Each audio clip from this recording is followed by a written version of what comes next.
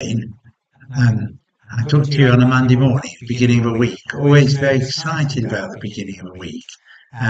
It's funny because we have our service in Gran Canaria at Las Palmas at Holy Trinity Church at 11 o'clock on a Sunday morning. And yesterday we had the service, and then we had our chaplaincy council, which lasts 20 minutes, which is a good time for a council meeting. I've been to council meetings which have lasted 2 hours or more, and other people tell me that they've been in council meetings which have gone on for a long time.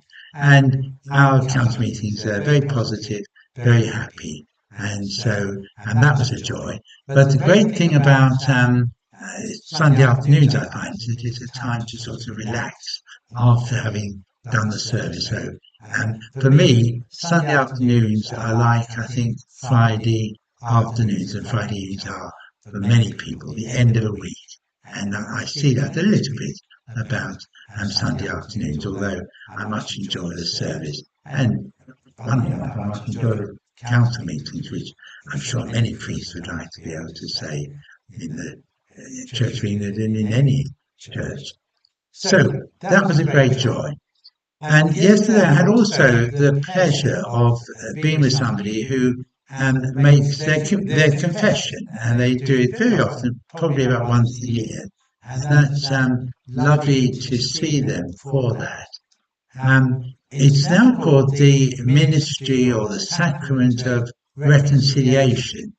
And I think that's a very good term for it, because it's meant to enable you to have some time to think about your life and to talk about those things which may be stopping you becoming the person that God created you to be.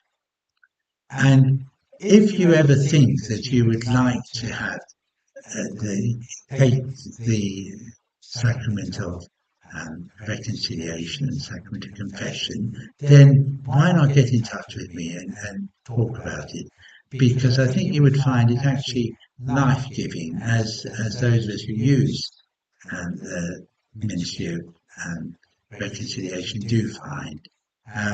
It's an opportunity to, in a sense, talk about those things which you feel are sin, things that are not as God would want there to be, and things which you believe are stopping you becoming the person you could become. And it's an opportunity to put behind you the past and to really start again. I think that's very, very positive. And so, think about it. It's nothing to be frightened of. And obviously you can do it in this sort of old, not the old-fashioned way, but in the past way of coming to confession, having written down a list of those sins which are troubling you, and confessing them, and then receiving advice and absolution. You can do it that way, but you can come having thought about your life and those things which you feel are not as you would like them to be.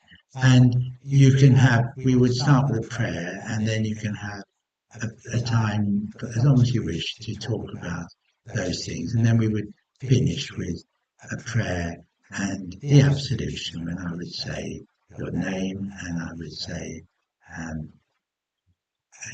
in the name of God, I absolve you of all your sins. And it can make a real opportunity to make a new start. And I think we all need that, don't we?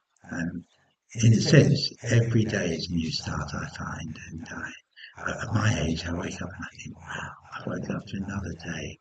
How can I make the day better for people today?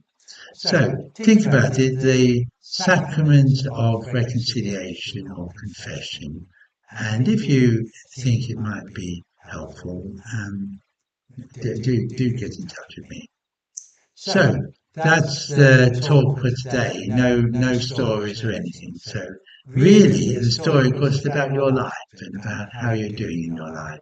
And one prays that you are finding that you are able to be a channel of love to other people, and that you know how loved you are, how important you are, how much loved, and how very precious you are. I look forward to talking to you. tomorrow if you've been listening.